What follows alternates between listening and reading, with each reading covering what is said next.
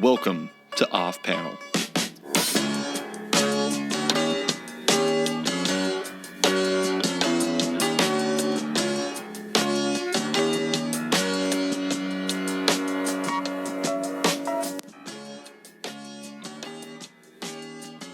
Yo everybody, welcome to Off Panel. I'm your host, David Harper, and this week's guest is the longtime artist of The Walking Dead, is Charlie Adlard. Thanks for coming on, Charlie. My pleasure, David. So, as I was prepping for this interview, Charlie, I realized something kind of incredible. Image is celebrating its 25th anniversary this February, which, is an amazing accomplishment in its own regard, but you've been working on The Walking Dead for a little over half of its existence at this point, which is genuinely incredible. I'm not trying to make you feel old or anything like that, but it really is like unparalleled in today's industry. Is something like that, is that kind of prolonged run in like this era of like rotating artists and like, new number ones every single week, is it meaningful for you to have such a sustained run on a book like that? Yeah, the more I think about it, absolutely. It's always been a bit of a personal mission of mine not to behave like I don't want to tar everybody with the same brush, but I was going to say like those other artists. Obviously we all work to our own capacity for producing stuff. So I'm certainly not going to criticize anybody that, for instance, can't do a monthly book or whatever. I think the thing that grates on me more than anything in the current industry is when a company will come out and say, yes, we've got such and such on the book and it's an ongoing and blah, blah, blah. And then, 4 issues in, they'll change the artist because that particular artist, will not be able to cope with a monthly schedule. So you do just think, it's like politics. Why tell us the bullshit where blatantly, obviously, it's not true. So yeah, it's things like that which sort of grate me more than the fact that a lot of artists, just rotate and whatever. And it might not necessarily be the artist's fault. It might be the publisher's fault. It might be the writer's fault. Who knows? But sorry, went slightly off track there. But yeah, for me, it always has been a bit of a personal mission to get on an ongoing anyway and see it through, to the end, or at least be on it for a sizable chunk, because I've always known I'm capable of doing that. Little did I know I'd be on a book for in excess of 13 years. Yeah, I mean, that's... It's an amazing thing. It's like those kind of sustained runs don't happen all the time. And I think one of the amazing things is, and I'm not saying that like, oh, you're just like sitting around being bored all the time when you're drawing stuff, but it's like, I feel like a lot of times people get bored these days if they don't look at their phone every 5 minutes, let alone like doing anything. So the fact that you've managed to keep yourself engaged for the entire time is incredible. I'm curious, like, do you ever struggle to stay engaged, or is that something like, Is it just a matter of being engaged in the story yourself, or do you find new challenges for yourself as you work on the book? I think if it wasn't well written, I certainly wouldn't be engaged. Put it that way. Yeah. I mean, that is reason above all to stay on a book for a sustained period. And I think you ask any collaborators with, that have been on any other title, how come Mark Bagley lasted for 100+ issues on Spider-Man, how come Jack Kirby lasted for 100 years on the Fantastic Four? And you could I'm sure they'd all answer the same questions, because the quality of the writing, whether you as a reader like it or not, for them, whether the quality of the writing was equally as good from issue 1 as it was to issue 101. Mm-hmm. So, and it's exactly the same for me. I think if I got a sense that Robert wasn't into it, or the quality was dropping, or I was just getting bored with it because of the writing, and that was pretty much the only reason I would get bored with it, I wouldn't be doing it. It's as simple as that. Life's too short to, keep doing stuff just for the money. And me, I'm in that position. This is not me bragging, but I'm in that very, very privileged position to not have to do stuff for the money anymore. So it makes it makes doing The Walking Dead even more special because I'm still on the book, and neither Robert and I have to do it for the money. So, there obviously is something else there. There's a magic there that is still engaging us. Absolutely. Yeah, no, I mean, and that seems like hugely important. And one of the things that I think is always impressive about the book, if for both you guys, is you guys are always finding ways to make it change. It's like, I'm not just speaking about like Robert like killing off character after character or something like that, but like with the Whisperer War, you guys are doing like 16 panel grids and things like that. So it's like it's easy, like it's not only from a writing standpoint, like when people think of writing, sometimes they'll just think of like plot or like character work or something like that. But the fact that you guys are trying to, make a more dense story with the Whisperer War by using those 16 panel grids, that's a new challenge. That's something different. That's interesting for you, I'm sure. Well, I know it's an old cliche, but a change is as good as a rest, and we did, significant things where, like for instance, the 2-year jump, going to the different panel arrangements. I've got to admit, I'm glad that's over. It was quite a nice idea for the first sort of 2 or 3 issues. But after issue 4, you're just thinking, oh, God, not another 16 panel grid. So it's quite nice to get back to the good old, sort of 5 or 6 panels a page afterwards. But, but it's still great to take it and mix it up a bit and play with the format, play with the plot line. It's more the same reason why, again, I'm lucky because I am so fast. I can always do something else in my. Believe it or not, I do have spare time as well. So do another project in my spare time again, which makes The Walking Dead fresh because I can go away and work on something else. Whether it's for a week, 2 weeks, or whatever, come back for the next issue of The Walking Dead, and it's like, oh, I've done my other thing now, so going back to another issue of The Walking Dead does feel like going back to it fresh. And I tend to, technique-wise, I'll tend to do something completely different with the other project, whether it's working on it digitally or using some other sort of technique. Some other pen or whatever, so I'm doing not only the story different, but I'm also doing, working on a book with a different technique that again, coming back to The Walking Dead, coming back to the, inverted commas, the same old thing, still makes it feel fresh. Mm-hmm. That was one of the things I was going to ask you about. Like, I've talked to artists before, and they're like, how does he do it? How is he so fast? And like the fact that you also did Vampire State Building while you were doing The Walking Dead is probably even more infuriating to them because they're like, how does he even fit that into his schedule? It's unbelievable. Well, I sometimes can't believe what I do. Well, it's one of those weird things. It just comes naturally to me. I don't know. It's there's a combination of sort of, I suppose, technical things, which must make me faster. Like, for instance, with The Walking Dead, anyway, I don't thumbnail anything. I literally sit down and get a blank bit of paper, like a proper bit of artboard, and start from top left and work down to bottom right, and that's it. And then job done, onto the next page. It's again, testament to Robert's good writing that I can do that.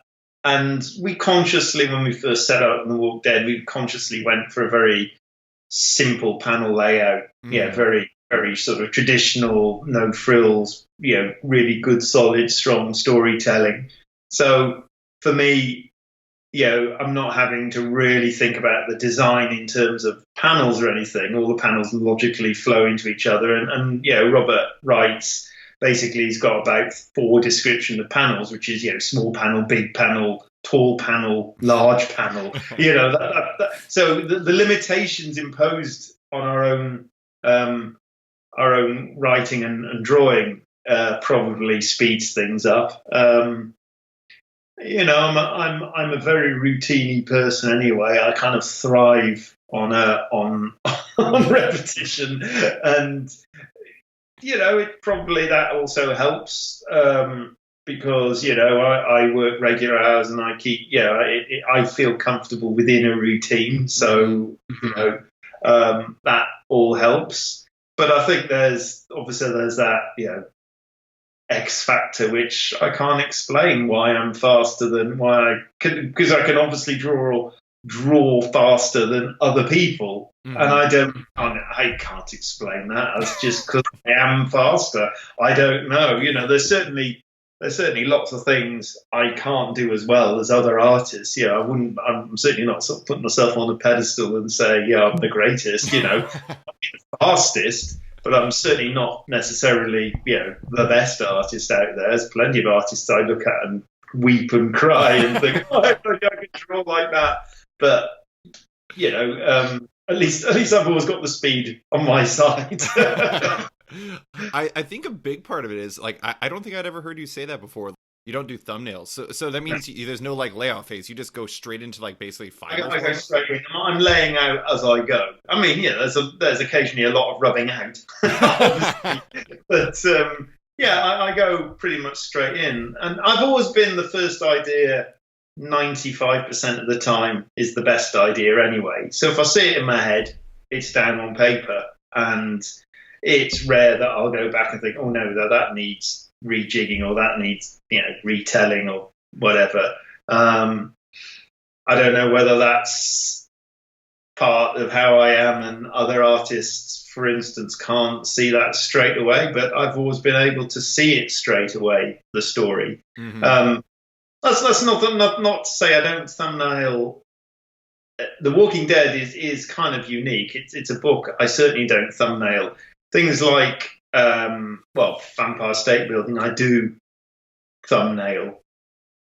The other books I have thumbnailed in the past before I go on to onto the finished page. So it's mixing up the techniques. Some books I feel like do need to be thumbnailed. Some books, I feel that I got to admit, when I was doing the 16 panel grid Walking Deads, I didn't thumbnail them, but I certainly laid out a page, panel wise, and sketched in, all the panels first before I sort of went to more finished pencils, because the more panels there are on a page, the more you kind of have to see it as a whole. So, right. I certainly concentrated more on getting the storytelling and working it out roughly before I went through to finish ones. When you're doing 3 or 4 panels a page, there isn't the necessity anymore to do something like that. Right. Yeah, it kind of seems to me that the going straight to like finals more or less is like only. I'm not saying that like there isn't like a wizard out there you can start that on his very first issue, but it seems like that's almost, at least in part, a product of you and Robert being so comfortable with each other. Probably. Yeah. I mean, you don't work with somebody for double-digit figures, to not know how each other works, sort of creatively. So it's interesting because I can read something like Outcast, and I can see all the beats that is for Walking Dead. He has a way of writing. It's I'm sure he'd admit it. Like you recognize an artist's style, you recognize a writer's style. And reading that, because I read that as a fan, because I'm obviously a fan of Robert's writing, but I'm also a big Paul Azaceta fan. So but it's interesting reading it from obviously knowing Robert so well professionally, and you kind of, I can almost reverse engineer it when I'm reading Outcast, because I can almost visualize the script and how it would be written, if you see what I mean, because I can see exactly how it's written. He doesn't write it any differently to The Walking Dead in terms of just technique, pure technique. That's quite interesting reading it from that perspective. It's the only comic that I read from that kind of weird sort of perspective, The one question I'll ask about that is like, I feel like Outcast uses like those inset panels a lot more than Walking Dead does. So we don't do those inset panels at all. So interesting sort of technique they use. I'd say Robert's going to love me now because I'm going to critique his writing. I'd say I'd say it works about 70% of the time, those inset panels. Because sometimes you feel like they do those inset panels and they're just there because they feel the need. They have to put some inset panels because that's how they started. Yeah. Do you know what I mean? Yeah, it's a thing that they do. They went down that sort of visual look, and so they felt the need. They best carry on like that way. Sometimes the inset panels work brilliantly, and it helps with the story. Sometimes you think, oh, come on, that one's just thrown in there for because there has to be some. But yeah, that is, Robert, that's a small criticism. No, it's I like it, and it is just one of those things that I was like, I wonder what he thinks about it, because I look at that, and that's like the one main difference when I read it in terms of Robert's writing. So, but I wanted to ask about Vampire State Building, because I saw something on Twitter you had said about how it was such a joy for you to work on, and you were working on it all digitally versus you're working completely traditionally on Walking Dead, right? Yeah, well, I started Walking Dead obviously way before I even, well, not way before computers, obviously, but way before I was aware that I think, obviously 12, 13 years ago, not many people were working digitally. This has been a kind of a 10-year sort of phenomenon, I'd say. And so everyone would just, 95% of artists would probably just work traditionally then anyway. So it was just de rigueur to do that. Whereas, a couple of years ago, I went and got myself a Cintiq and everything, because a couple of my artist friends had got one. And, I was over at Sean Phillips' house a few years back, and I had to go on his, and I was amazed because at the time he'd just started Fatal, and I didn't even know it was digital. It was that realistic. I mean, there's an irony anyway in itself. You're working digitally, and yet you're trying to make your artwork look as if it's drawn on the drawing board. And I'm as guilty of it as other artists. You just think, well, surely, why don't you embrace the digital and make it look digital? Surely, what? I suppose it's the argument you could argue against, computer animated movies. Why go down the realistic route? You might as well just film it live action then. Yeah. As opposed to, well, no, embrace the cartoon of it, embrace the animation, embrace the, So I kind of have the same sort of opinion of digital art. I'm as guilty as the next artist by trying to make my art look as realistic as possible. Perhaps the next digital thing I might do might be more digitally, because that's the whole point of of doing it in that way. But for now, don't get me wrong, I'm pretty much a technical Luddite. I kind of tend to use machines to how I want to use them, and then that's it. That's my knowledge gone. I'm not a guy that will know the technical ins and outs of all this sort of stuff. Here's a good example. This is very much an aside and nothing even to do with comics. But I bought a drum trigger pad a couple of months ago, and I ended up literally yesterday. I found some time finally a couple of weekends ago to sit down, and I thought, right, I'm going to actually learn how to use this thing properly. So I sat down with the instruction book, spent about 2 hours on it, got nowhere with the instruction book. So I've ended up taking it back into the shop and gone to one of the guys that work there, who's obviously a music technical guy, and just handed it back to him and said, can you sit down with the instruction book and tell me how it works? Because I learn better from a person rather than from reading stuff. Oh yeah.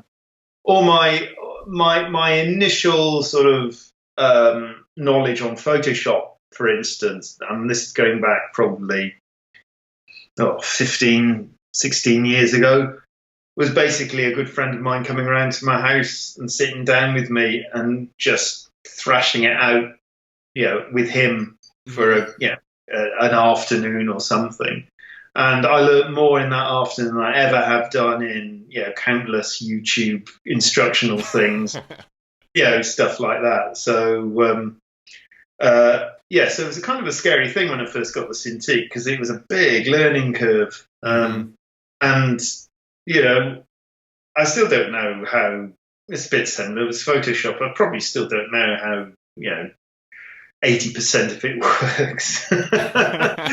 But it serves me fine, and I will learn, if I need to know a technique, I will learn that one technique, apply it, and that's it. And so at the moment, I know how to do a page for Vampire State Building to my sort of specifications, and that's good enough for me for the minute anyway. But it is just great to keep up with technology. Yeah. I certainly don't want to be a person that will sort of sit there and go, "Oh no, it's only really drawn pages are worthwhile." And I just don't want to be one of these grumpy old men that that rejects all sort of technology in term and just favours the traditional. Because everything this is whether we like it or not, this is the future, and we all have to embrace it. Yeah. I think it's funny that you're saying that, like, you feel like you're a Luddite because you weren't able to figure those things out. I swear to God, that's not everybody's like Charlie. Like, I got this Amazon Echo thing for Christmas last year. Oh, yeah. Yeah, and it's great, but, like, I haven't figured out how to do anything with it besides, like, play music and, like, I don't know, make a list and set a timer. It can do all these things, like control my entire house. And I'm, like, doing the most basic things humanly possible. So I think I apparently need to take it to that guy in the music shop and ask him to teach me how to use it. Yeah, I mean, I tell you, if shops employed actually just the one expert, especially in any shop that sells tech, I think they'd do quite well, because there'd be loads of people who'd be willing to actually pay, especially for somebody to come around to your house. I think we miss out on a lot of it. It's especially if you get stuff that's a bit more niche. Yeah.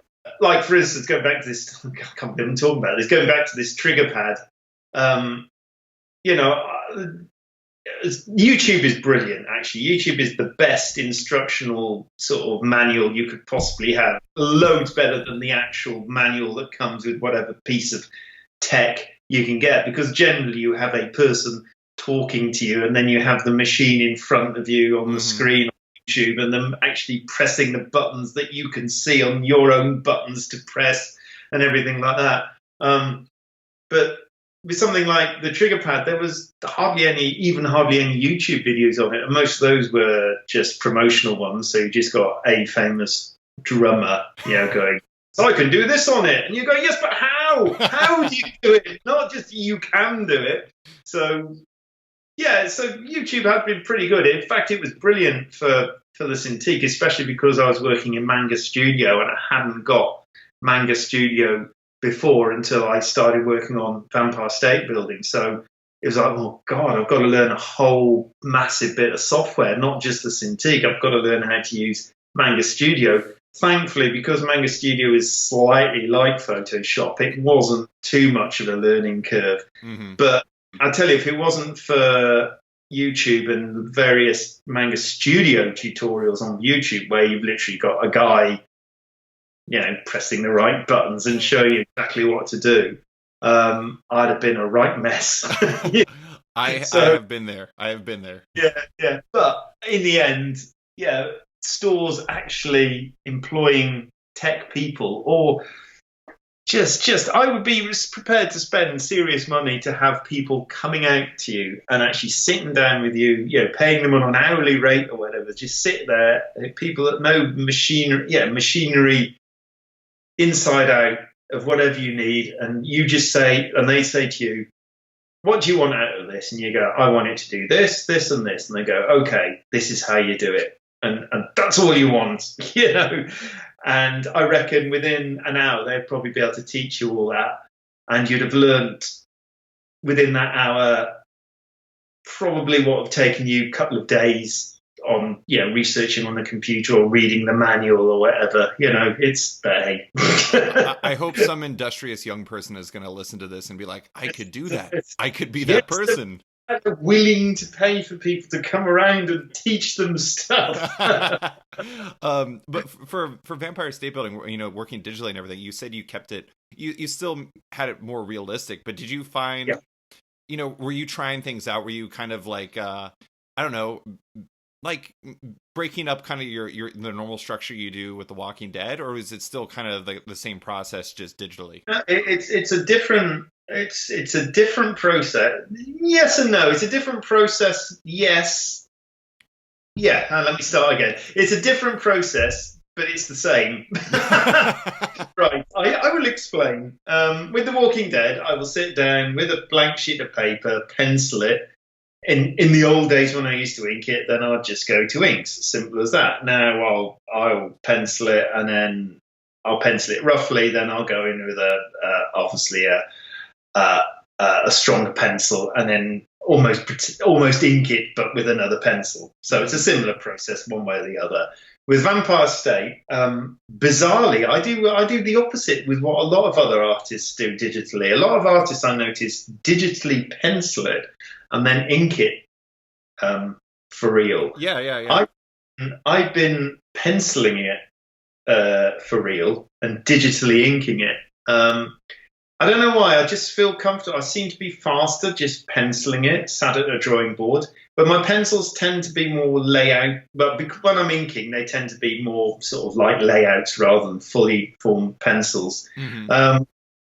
Because it's obviously set, in the Empire State Building, present day, New York and everything. There's a lot of research. So there's a lot of Google image searching. So I'm doing a lot of, what is really good in working digitally is I can obviously import lots of photographs of scenes and stuff, import them directly onto the digital artboard and then ink over that and then just get rid of the image underneath. Yeah. Before, if I used to use that technique, I'd print it out, I'd find an image. This is when I was obviously inking The Walking Dead. I haven't done it since penciling in because it would, it's obviously, it works better when you're finishing a page. Mm-hmm. But I would import an image, then print it. It was a bit laborious. Find that image, print it out on the artboard from the printer, and then ink over that. So it wasn't the easiest kind of process. I didn't do that with every single background. Obviously, it was only just when I needed something that had to be, like for instance in The Walking Dead, where the characters are going through Washington DC before they get to Alexandria. There was a lot of blue line printing in that one, for instance. Just to get realistic Washington DC. With Vampire State Building, I'm doing the same technique, but obviously digitally. I'm using a few techniques which are a bit more digital. I'm not completely abandoning. I'm not completely kind of saying I'm only going to use marks that look like ink marks. So there's a few bits here and there where I'll import some sort of letter tone effect, or I'm trying to think what else I might have done. Just a few effects here and there, like a lens flare or something like that, which obviously you could never ink in real life. Right. But I just thought, oh no, come on, this is ridiculous. I've got all this stuff to hand. I might as well just embrace it rather than just just have some sort of very fascistic rule to myself, saying, no, we can't have any of that. We just have to ink it. Just have to make it look completely real. So that's kind of the technique. And what surprises a lot of people is it doesn't actually speed me up, digital stuff. In fact, I'd say it slows me down. Probably two reasons. I don't do it enough to get used to it enough that I learn shortcuts and just the more you just get used to a process, the faster you get anyway. And I'm just not used to the process because I just don't do it enough. I'm not sat at it every day. I'm probably sat at it once a week per couple of weeks per every couple of months, something like that, which arguably isn't enough. Right. And I think B also, just because with digital having all those tools to hand, having literally, the world, there, you could literally do anything. It's almost self-defeating because you've got so much you could use. Yeah. The you spend half your time just choosing something, and it was interesting actually because I go live drawing as well every Tuesday, and I literally did it yesterday, and occasionally, as myself and a friend, another comic artist, we do it as well, and we're the only guys that will sit there and take an iPad to live draw. And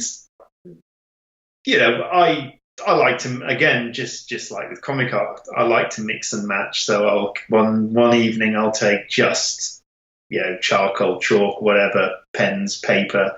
One evening I'll go all digital and just do it on an iPad Pro with the pencil in an app called Procreate. So, but it was interesting. Last night we were, myself and Dan, the other comic artist guy, Dan Berry, we were both there, like the technical section, the techno geeks in the corner doing on an iPad, and one sort of old guy came up to us interested in what we were doing, and he actually said something interesting. He just said, I think that would take me forever because I'd just spend my life just choosing stuff. Yeah. Because there's just so much in front of you. In Procreate, you've got virtually infinite brushes, infinite ways of doing stuff.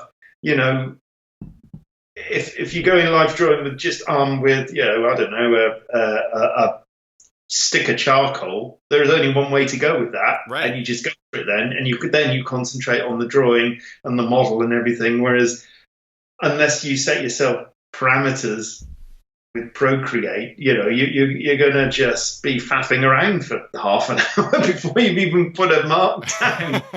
So, it's interesting. It's the same sort of thing that applies to working digitally. So you do have to set yourself kind of limitations on what you're doing quite often, especially with comic book sort of stuff. And you kind of say, well, I'm going to ignore that section in Manga Studio because otherwise this page will take me 4 days or something like that. And most of that will be just faffing and choosing stuff.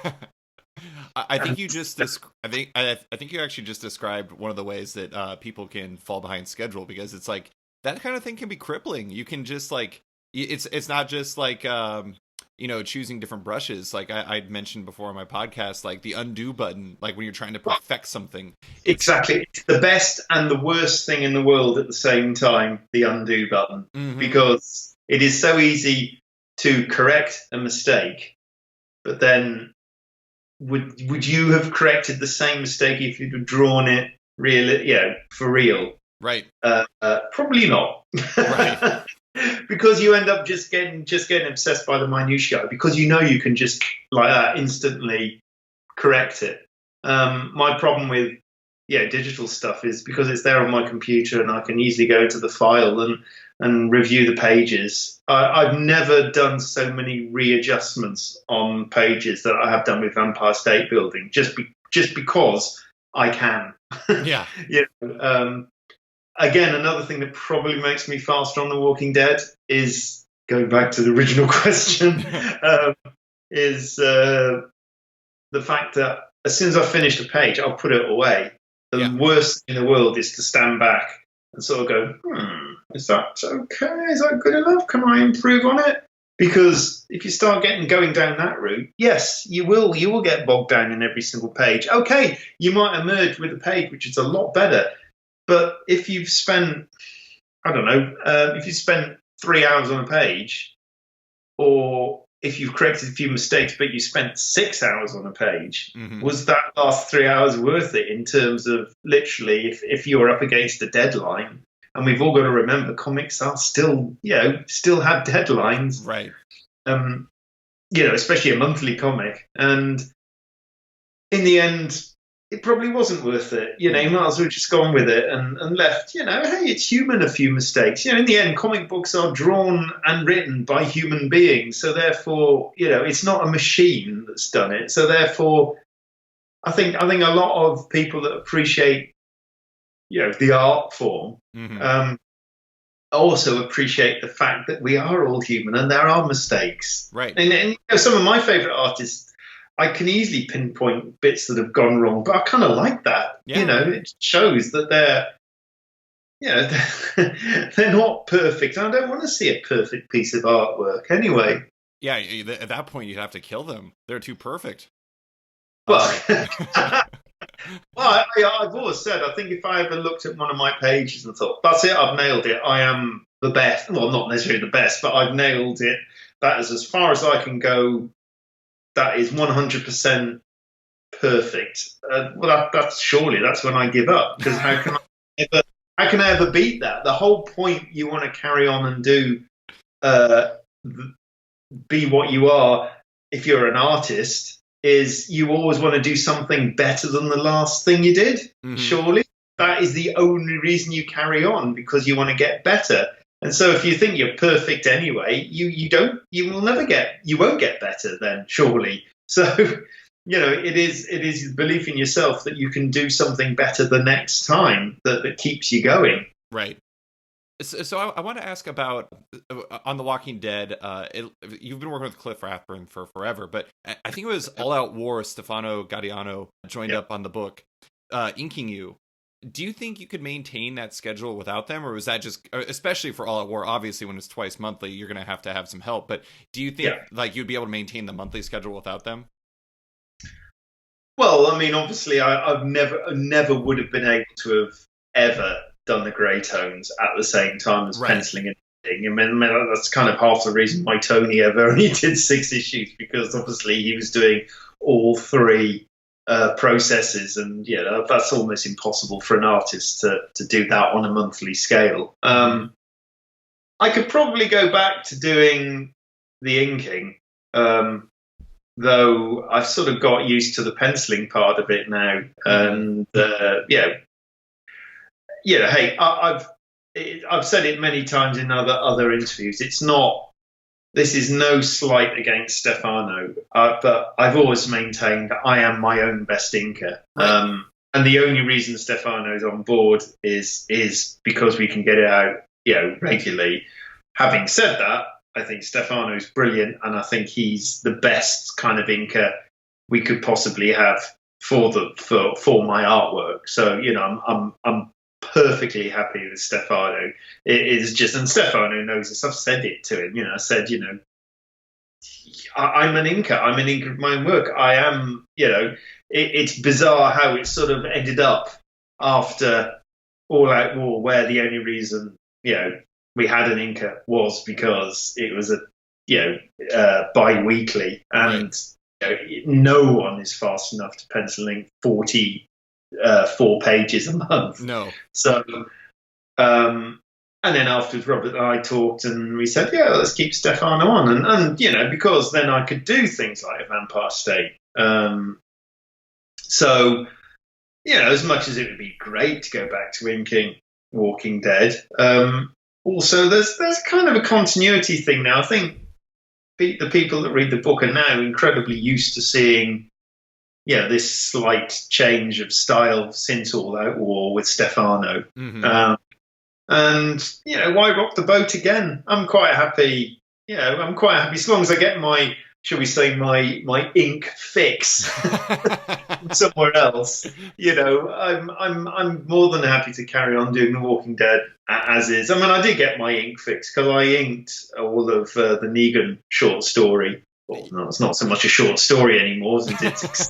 60 plus pages long now, but I inked all that, which was nice to get back to physical inking. Mm-hmm. And I'm sure whatever I do post Vampire State Building, I'll probably not do digital, just because the last one I did was digital. So it would be nice to do something pen and ink work again after that.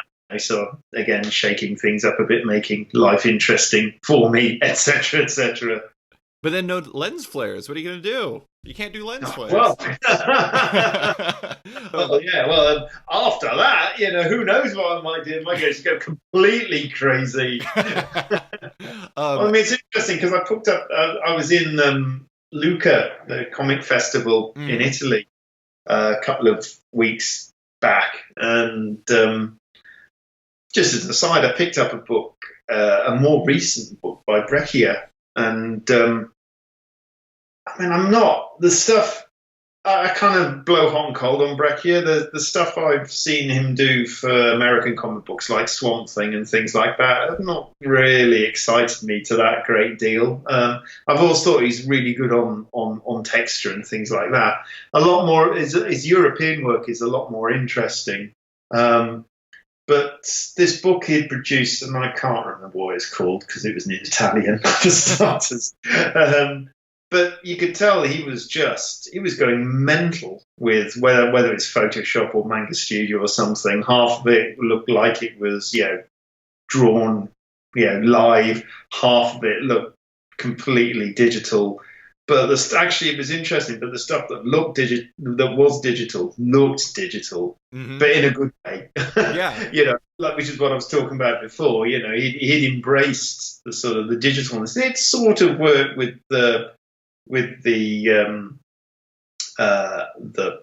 real inverted commas artwork. So that's an interesting way of taking it. He's obviously embraced technology. I don't know if he always has, because obviously he's got to be pretty old now.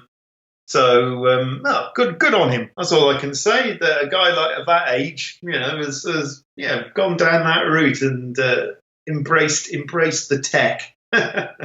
Well, I mean, this wasn't where I was going to go, but you were recently named, United Kingdom's Comics Laureate, following Dave Gibbons up in that role. And I kind of feel like to a certain degree that's like one of the things that I guess I actually don't exactly know what the role entails, Charlie, but it does kind of seem like that would be something you would have to do, or if it was Breccia was doing it down in Italy, like they would have to, you guys have to like continue pushing forward because, the medium is always pushing forward. Like digital, It can change comics. Like there can be all kinds of different things efficiencies that are found or new techniques that are found, and I think that's kind of cool. It's like you got to keep challenging yourself to find new ways to bring comics to life.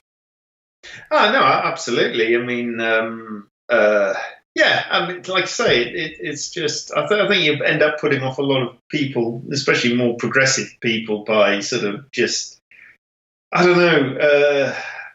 You don't want someone to come along and just tell you that comics are one thing and that's it.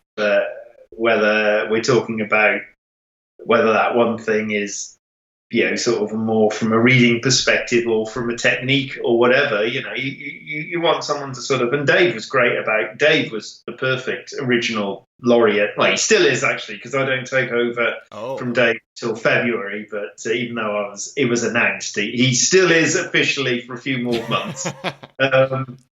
But yeah, Dave's a great, sort of spokesperson for the industry, and Dave is a great example of a guy that's embraced everything that comics can, that can give you, So, and I obviously hope to take that forward, with after Dave's great start in the field of laureateship.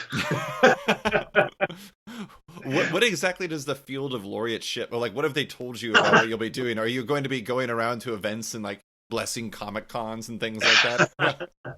well, obviously there is two other laureates. There's the poet laureate and the children's laureate. Unfortunately, I'm the only laureate not to be appointed by the Queen. But I mean, the laureate is kind of. I am I suppose, for want of a better word, I'm a spokesperson for the industry now. I will go out there and promote the field. I mean, obviously, I make appearances anyway, so it's quite handy that we can sort of do it as a double-edged thing now. We can sort of say, I'm coming to sign for you and do the usual Walking Dead stuff, and I'm also coming to you as the comics laureate. I almost said poet laureate. and therefore, I can sort of start. Yeah, I can obviously come to you and sort of say, with the help of the team, sort of that I'm working with, we can sort of come and I mean, it is more of a promotion of the industry. We're seeing it very much from a sort of an education point of view as well. That's kind of the more interesting part of the Laureate for me. Yeah. Is we're sort of seeing as how we can use comics as a reading tool, for instance, especially to people. And a lot of people always say, well, like a kids education. I say not just kids education. We're talking adults as well. Yeah. Because there's certainly a lot of adults that have reading difficulties or not interested in reading, whatever the issue is. We can show people that comics are a great way of getting into just basically reading. Yeah. And I come from a very it's quite personable to me because my eldest son is dyslexic, and the only 2 times he's ever willingly read, he's 15 now, the only 2 times he's willingly read were comic books. Right. Once when he was quite young, he was probably 8 or 9, something like that. I was doing a signing in Forbidden Planet in London, and I said to the boys, go off, you can have a bit of a a trolley dash around Forbidden Planet, since they weren't paying me, so I thought they had something at least. And Dylan, my eldest, picked up a copy of Adventure Time. Oh, like the first collection. And I was like, oh, really? Okay, I'm not going to argue. You're buying something to read. Cool. Yeah. And we were staying in a hotel for a couple of nights. We turned it into a bit of a sort of a weekend away. And he took himself off to the hotel room and read it. Yeah, without us saying, I think you should read that now, not to blow my own trumpet, the second time was The Walking Dead. But, nice. We decreed a year or so ago that he was old enough to, read it. He's lived it enough anyway. Yeah. So, he's read it literally from issue 1 right to, the current issue. So, there's something to be said from that, looking at comic books as a whole, that just from personal experience, somebody can read, something like, a comic book, whereas they find a novel, I suppose, I don't know if it's the right word, but they find a novel quite threatening, overpowering, perhaps. Sure. So it's a great way of sort of showing people this is a non-threatening reading medium, and give it a go. So Laureate will do a lot of stuff with that. So I don't just want to turn up to conventions and do the Laureate thing. I'll do probably normal conventions as Charlie Adlard, the artist of blah blah blah, and there'll be sort of more, shall we say, special events where I'll turn up as Charlie Adlard, the comics Laureate. So we're talking to like libraries, for instance, or I might do a presentation. That's the scary thing. I've got to. I'm not. I'm perfectly happy to go on stage and be interviewed. I've never had a problem with that in terms of being scared or whatever, or stage fright. I'm quite happy to do panels, being interviewed live, one on one. People have always said, "Can you come and do something for something?" And I'll say, "Yeah, so long as there's somebody else asking me questions." All of a sudden, with this, I'm probably going to have to stand up and actually give speeches. So that is the only thing that's. But hey, it's. I'm embracing the challenge. It's out of my comfort zone, which is really interesting. Yeah. And it's nice occasionally to be out of your comfort zone, and I'll be interested to see how I sort of cope with doing something like that, and not because I'm a terrible rambler, as you probably noticed. So, and I can get quite easily distracted when I'm talking, and with a speech you have to be really on the point and get everything across. And so, it's going to be quite interesting times the next couple of years. It sounds amazing. I do want to go back to like what you were saying about your son. I have one of my former coworkers. I work in an advertising agency by day, and her daughter would not read at all. And I gave her a copy of a book by Raina Telgemeier called Smile, and she her daughter like read it like incredibly fast, and then made her mom get her all the books. Like she would never read, and that I do think there is something to be said about that. Like there's something about comics that connect with young people, especially today. And I do think sometimes it is the non-threatening nature. It's like it's a lot less intimidating when you can visually connect with it too. And I don't know. Yeah, exactly. Yeah. I mean, it leads you through. It's a more direct way of storytelling almost, rather than, reading a great big page of text. Everything's nicely broken down for you. But what I want to get away with, you've got to be careful of saying certain things because it just always implies it's a more of a simplistic way of reading. It isn't, absolutely not. It's just a different way of reading, but it's also a way of reading which I think works better for people with reading difficulties, or even people that just don't want to read, like you say. They don't have to have some sort of sort of dyslexia or anything like that. They could just not be into reading, and from whatever reason, I think comics, just like you say, work on that visual stroke. Just that extra visual medium, way of getting into reading. Definitely, I do think to a certain degree, I'm not. This is gonna make me think, or make me sound like I'm saying that young people only connect to like memes and stuff today. But it does seem like the intersection of words and images has become so pervasive these days that that's quite interesting saying that. Yeah. Well, you're right, because look at the like say memes, or look at the rise of the emoji. It's right. It's how many young people probably. I dread to think what a lot of young people's texts look like, because they're probably just loads of emojis, and that's it. And you're just thinking, what does all this mean? But there's probably a language to it.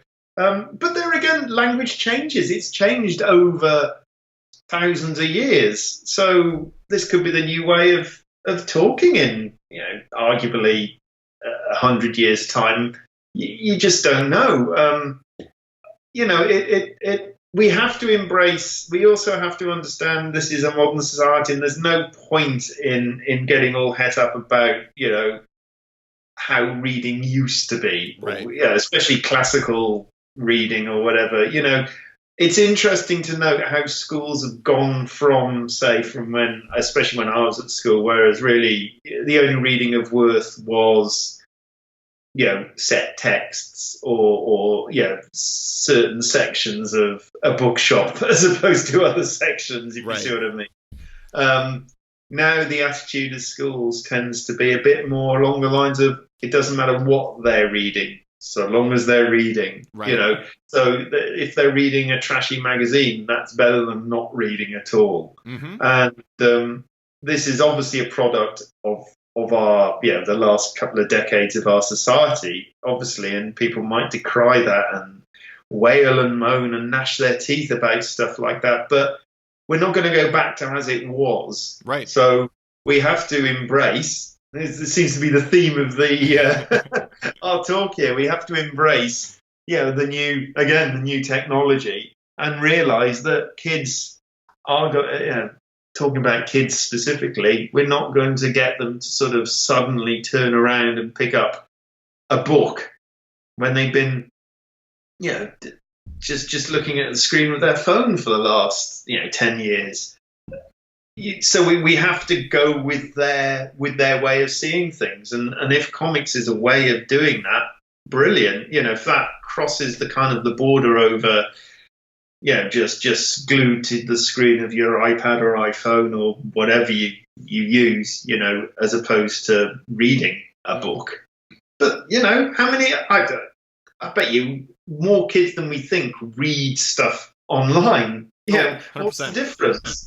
Well, there's no difference whether you're reading stuff online or reading stuff. If you choose to read stuff on a Kindle, that's just as valid as reading it, on printed paper. In Hmm. fact, it's probably more environmentally friendly. So, you know, um, I think we have to sort of adjust. We definitely have to adjust our thinking to things like this.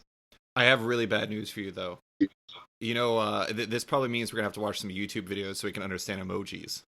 Yeah, 'cause- I mean, I kind of use emojis ironically. Do you know what I mean? I Oh, think totally. when you use them ironically just because you think, oh look, I've got a phone with all these stupid drawings on.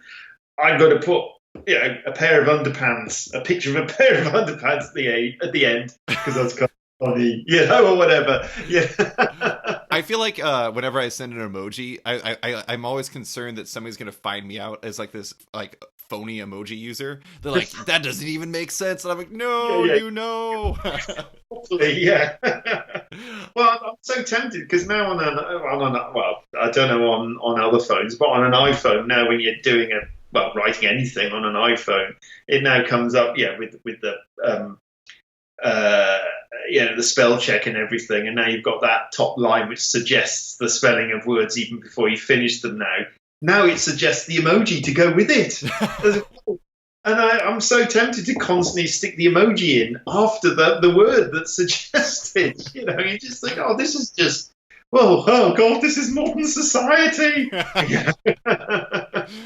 All right. Oh Well, no, leaving me behind. so to close the show, I want to finish with like 5 questions. I think it's funny that like I always try to end with like 5 questions that are not related to comics, but we've definitely covered plenty of things that are not related to comics, which is awesome. Oh yeah. But I wanted to like talk about things that are specifically related to you. Okay. The first question I had for you is we talked years back when I was at Multiversity Comics, and you had sent me some pictures of your studio. And one of them had a display of Legos that you had that were like amazing Star Wars Legos. Oh, I bring from that you're definitely, I know you're a big Lego fan, but I also guess that you're a big Star Wars fan, right? yeah. On a, Only classic Star Wars. oh, Only the first. Well, I was going to say only the first. I was going to say only the first 3, but really, Return of the Jedi is not much cop either, is it? So, oh man, it's got some good moments, but it's only really Star Wars and Empire Strikes Back. I mean, I quite liked. Force Awakens. Oh God, what was the last one called? The Force Awakens. Force Awakens. Thank you. But it felt more like a remake rather than a proper Star Wars movie. I mean, everyone goes, "Oh, Star Wars is back." I came out the cinema just thinking, "Oh, they could have."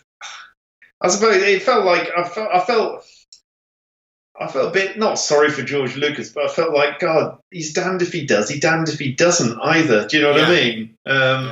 He tried doing it differently for the prequels, and then J.J. Abrams comes along and just basically homages Star Wars, and then I'm coming out going, oh, it's too much like Star Wars now. So never bloody happy. I was like typical British person with the weather, never happy with the weather. So they're too bloody hot, too bloody cold. I do have high hopes for Rogue One.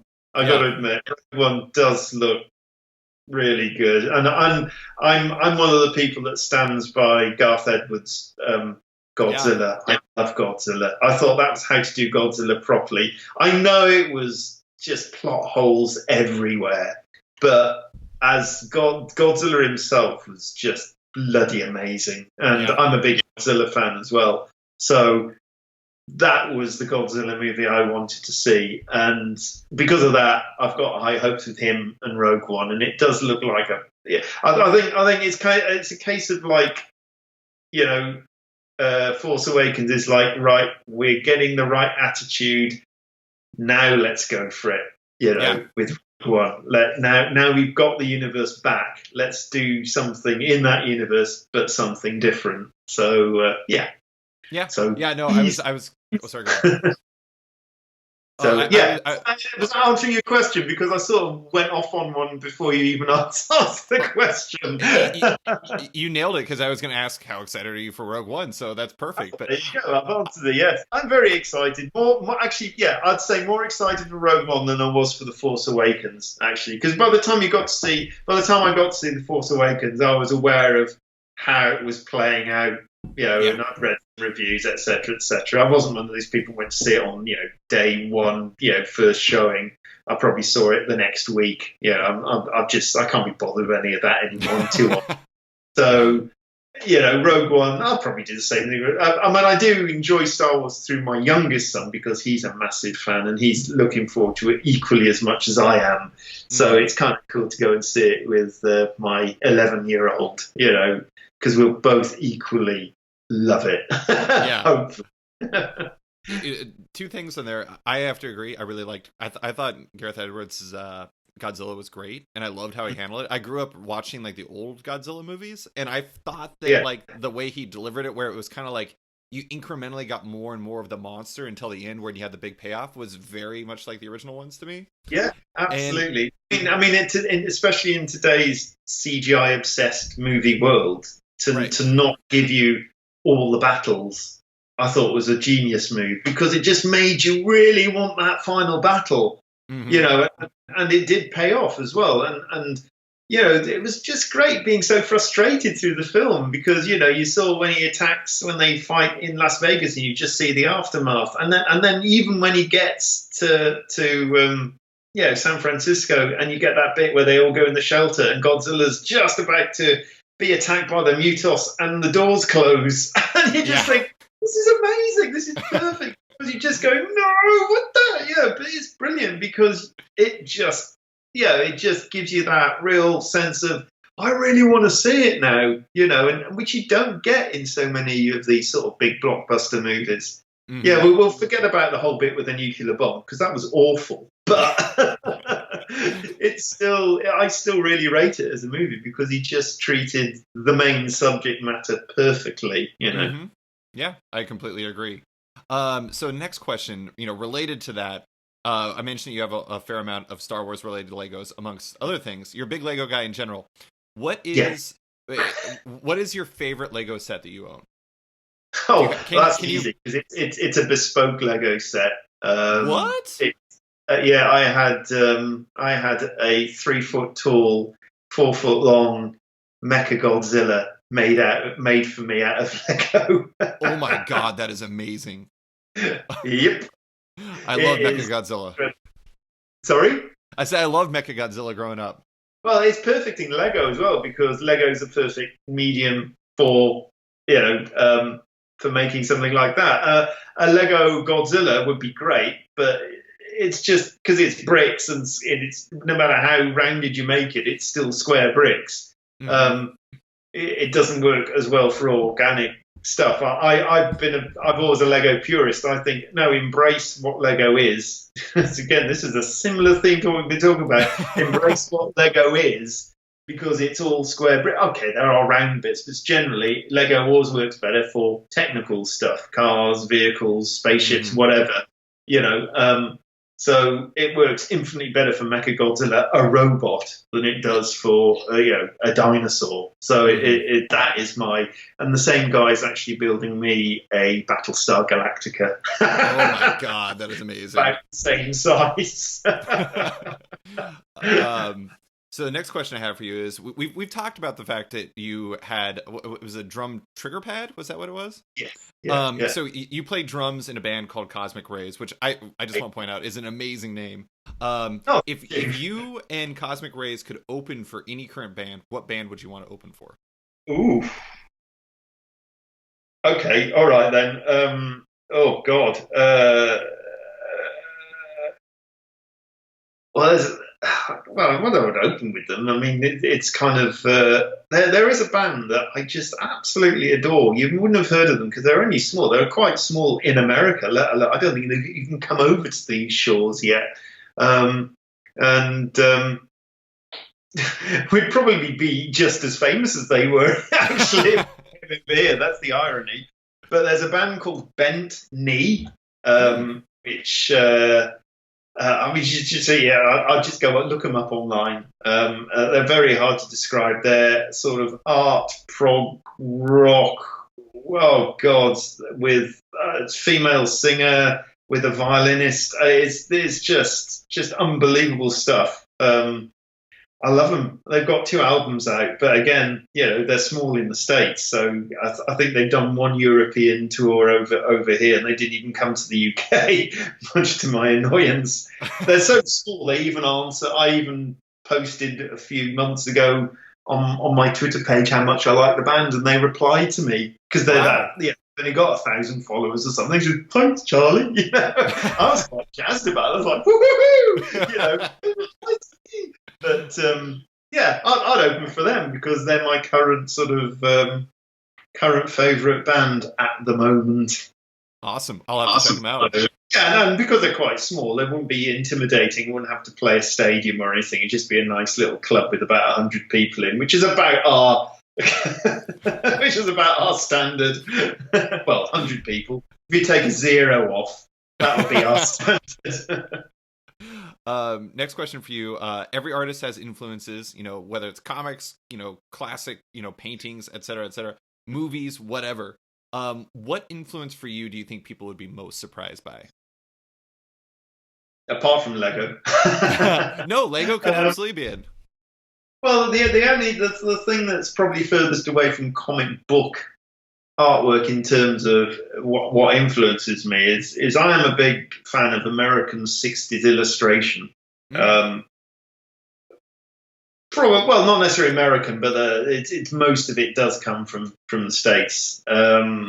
So whether it's magazine illustration, film poster art, that specifically the 60s, it was the time. The 50s were great in terms of illustration and stuff, but there was still a sort of a classicism to it. Yeah. Whereas by the time you got into the 60s, you got experimentation was coming in. There was obviously the psychedelic, especially when you got into the mid to late 60s, psychedelia was coming in, which made all the illustrations even more interesting. So I've got a lot of original artwork by quite a few sort of top American illustrators, whether it's people like Bernie Fuchs or Bob Peak or Sandy Kosin, people like that. It's just incredible.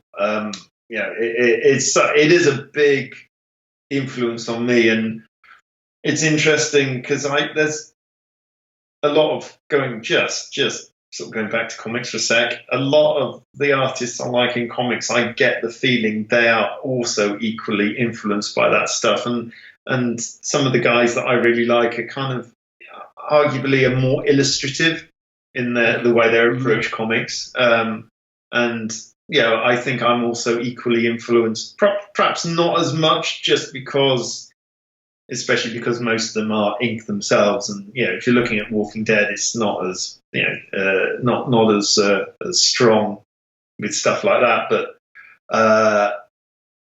so it all kind of ties in, and I would like to think this stuff is feeding into my sort of deep psyche somehow, and one day it might all come out. I'm very much a believer in never seek out a style and say to yourself, I'm going to draw like this person.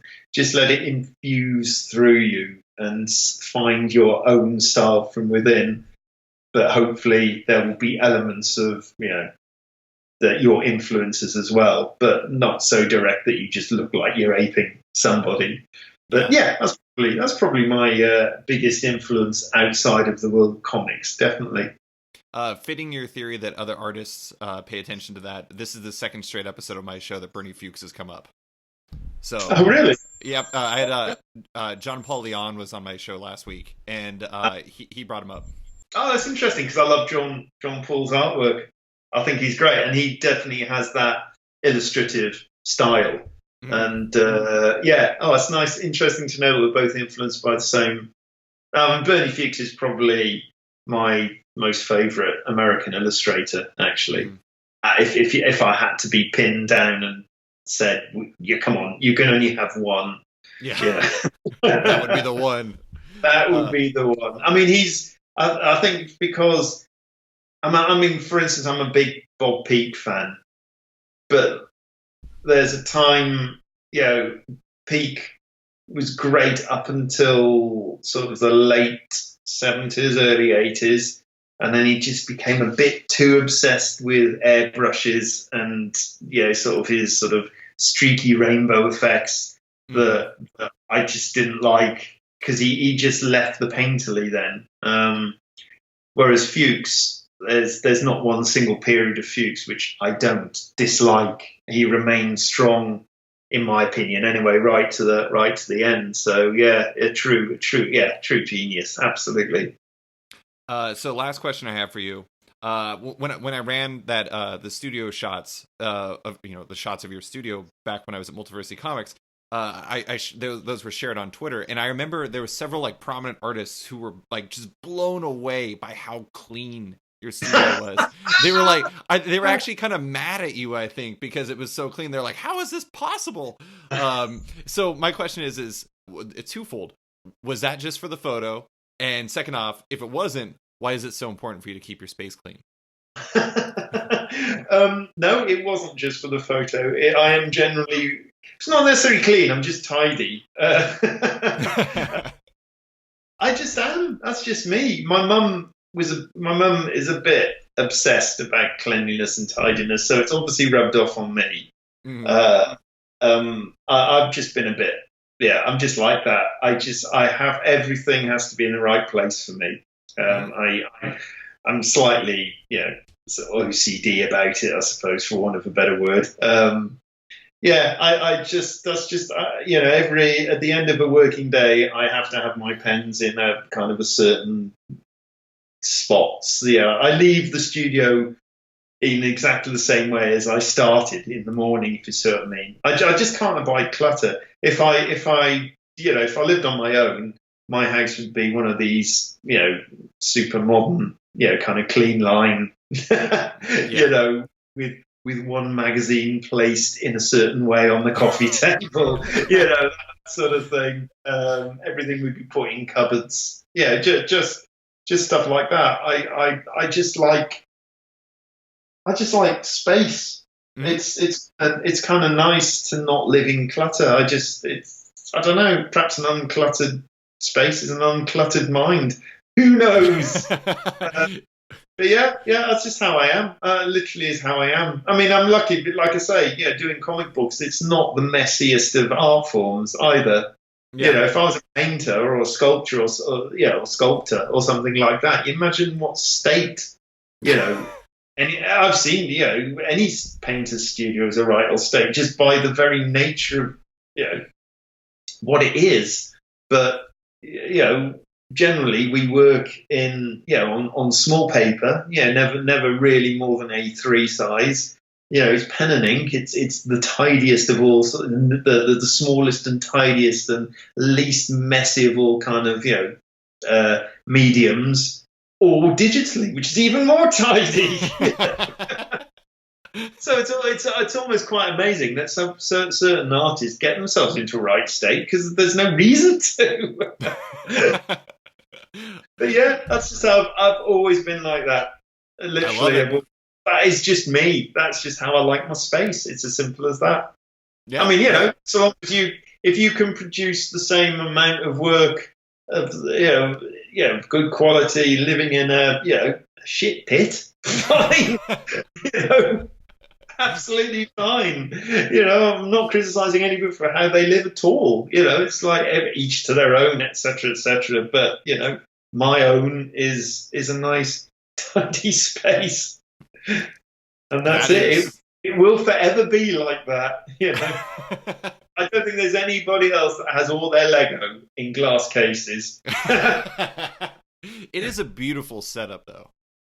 Thank you. Thank you. Yeah, I mean, it's taken me, I've lived in the same house for nearly 25 years, so it's taken me that long to get to this sort of space. I mean, actually, we're going to, we've just bought some land. We're actually building our own house I haven't started yet, so it's going to be a while before we complete the build.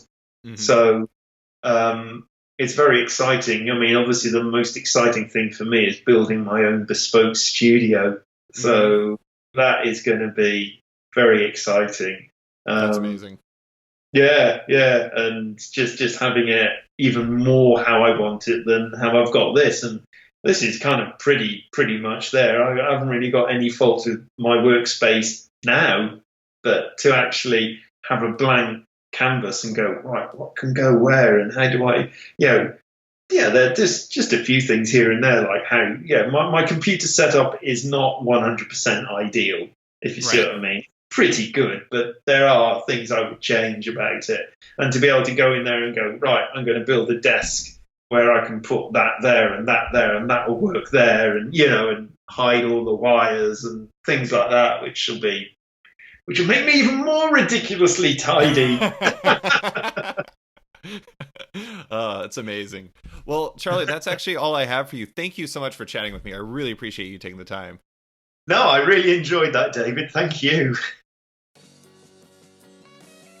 Thanks for listening to this week's episode of Off Panel with artist Charlie Adlard. You can find Charlie on Twitter at Charlie Adlard, on his website at charlieadlard.com, and his work in The Walking Dead at Image Comics. Don't forget to like the show on Facebook at /sketched, that's SKTCHD, follow it on Twitter at @sketchcomic, or follow me at @slicefriedgold. Want more from Off Panel? Subscribe on iTunes or Stitcher, and give the show a rating and review while you're at it. Also, my comics adjacent newsletter called The Crossover is in the middle of its first season. Make sure to subscribe at bit.ly/The Crossover newsletter if you want more writing from me. A quick thanks to the band Wolfpack, whose excellent track Outro from their album Volmilch opens and closes the show now. Give them a listen as they're totally rad. Thanks for listening, and tune in next week for another episode.